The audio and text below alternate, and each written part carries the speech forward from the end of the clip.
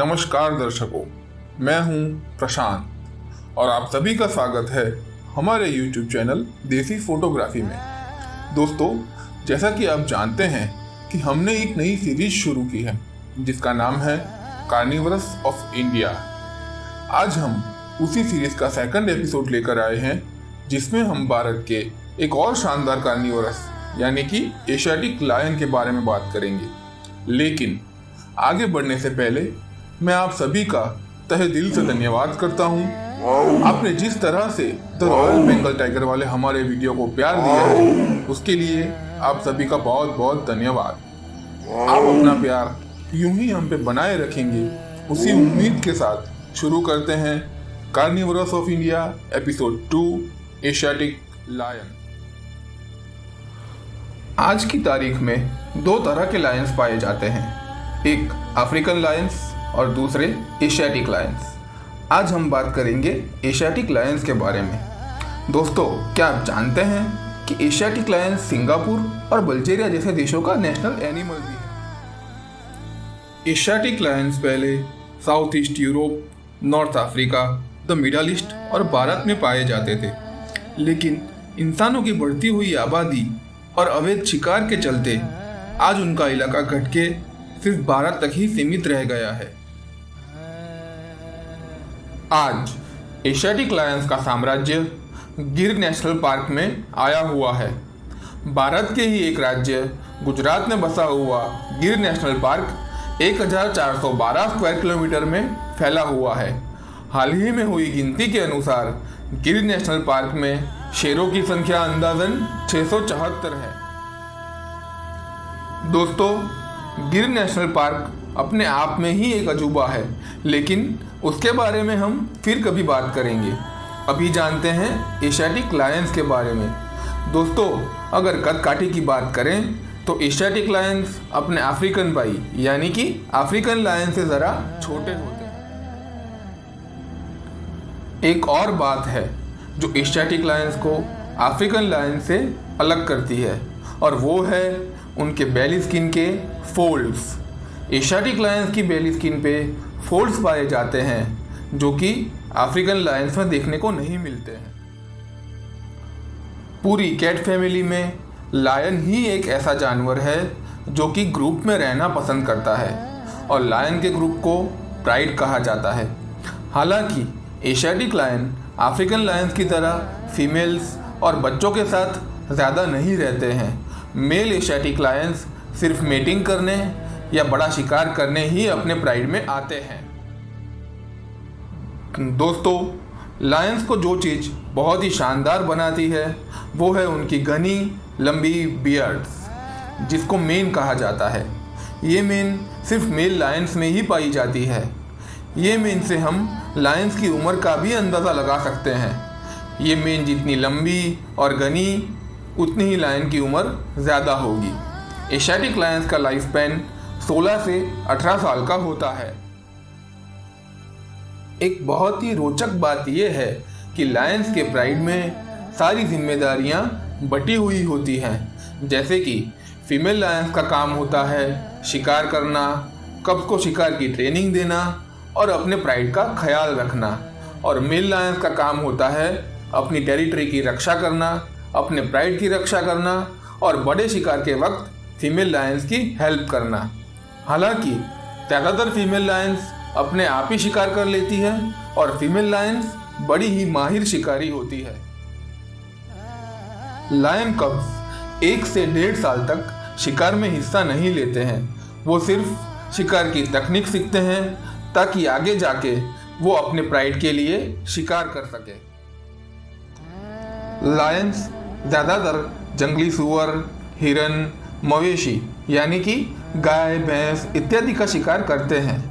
Asiatic Lions रात को शिकार करना पसंद करते हैं ताकि वो अंधेरे में आराम से शिकार कर सके। जैसा कि हमने आपको बताया कि शेरनियाँ बहुत ही माहिर शिकारी होती है, लेकिन कभी कभार ये लकड़बग्घे और जंगली कुत्तों से भी उनका शिकार हथिया लेती है। लकड़बग्घों और शेर को एक दूसरे का जानी दुश्मन माना जाता है। लायंस अपनी टेरिटरी को लेकर बड़े ही संवेदनशील होते हैं। वो अक्सर अपनी टेरिटरी यूरिन से मार्क करता है और दूसरे जानवरों को ये ऐलान करता है कि ये इलाका उसका है, यहाँ आने की गुस्ताखी मत कीजिएगा। घुसपैठियों को चेतावनी देने के लिए लायंस रोर करके भी अपनी टेरिटरी घोषित करता है। लायंस की रोर 8 किलोमीटर दूर तक सुनाई दे सकती है। अब बात करते हैं उनके मेटिंग के बारे में। लायंस का कोई स्पेसिफिक मेटिंग टाइम या पीरियड नहीं होता है। वो साल के किसी भी वक्त मेटिंग कर सकते हैं। फीमेल लायंस एक बार में 1 से 6 कप्स को जन्म दे सकती है। दोस्तों, लायन बड़ा ही आलसी जानवर होता है। वो दिन के 20 घंटे सिर्फ आराम में निकालता है और बाकी के समय में वो शिकार करना, खाना खाना और अपनी टेरिटरी की गश्त लगाने में बिताता है। प्राइड में मेल लायंस का दबदबा काफ़ी रहता है। यहाँ तक कि शिकार का भी मेन हिस्सा डोमिनेंट मेल को जाता है और फीमेल लायंस और बच्चे मेल लायंस के द्वारा छोड़े गए खाने से अपना पेट भरते हैं। फीमेल लायंस अपने जून को लेकर काफ़ी संवेदनशील होती है।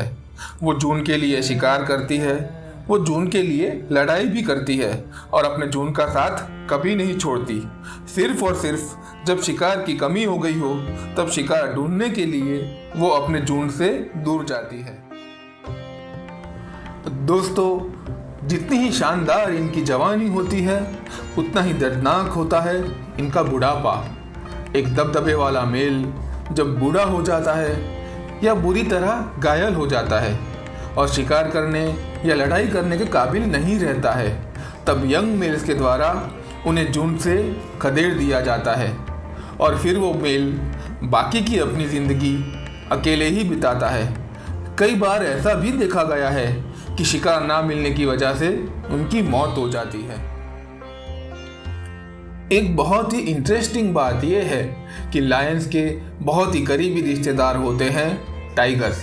अगर हम लायंस और टाइगर्स दोनों की फर्स निकाल देते हैं तो उन्हें पहचानना मुश्किल हो जाता है। बिना फर के दोनों हूबहू दिखते हैं। जैसा कि ज़्यादातर कार्निवोरस को कुदरत ने कैनाइंस दिए होते हैं, लायंस को भी 10 सेंटीमीटर लंबे कैनाइंस होते हैं, जिसका इस्तेमाल वो शिकार को आसानी से दबोचने के लिए और शिकार की मोटी चमड़ी चीरने के लिए करते हैं। दोस्तों, लायंस की शिकार करने की मेथड बड़ी ही शानदार होती है। वो पहले अपना शिकार पसंद करते हैं, फिर 2 या 3 लायंस उस शिकार का पीछा करते हैं और उसको बड़ी चालाकी से भगाकर उस ओर ले जाते हैं कि जहाँ पे उन्हीं के साथी पहले से घात लगाकर बैठे हुए होते हैं, जो कि अचानक से हमला करके शिकार को दबोच लेते हैं। IUCN यानी कि international union for conservation of nature के द्वारा एशियाटिक लायंस को भी एंडेंजर्ड स्पीसीज में डाला गया है। हालांकि भारत सरकार के लायन कंजर्वेशन के प्रयासों के चलते अभी उनकी पॉपुलेशन काफ़ी स्टेबल है। दोस्तों, लायंस वाकई में बहुत ही शानदार जानवर है, लेकिन इंसानों की बढ़ती हुई आबादी और घटते हुए जंगलों के चलते लायंस की आबादी आज खतरे में है। तो चलिए आज ये शपथ लेते हैं कि हम सब मिलके इन जंगलों को बचाएंगे, लायंस को बचाएंगे और कुदरत की रक्षा करेंगे। हम आशा करते हैं कि आज का हमारा ये एपिसोड आपको पसंद आया होगा। प्लीज़ हमारे वीडियो को लाइक कीजिए, अपने दोस्तों के साथ शेयर कीजिए और हमारे चैनल को सब्सक्राइब कीजिए। धन्यवाद। जय हिंद।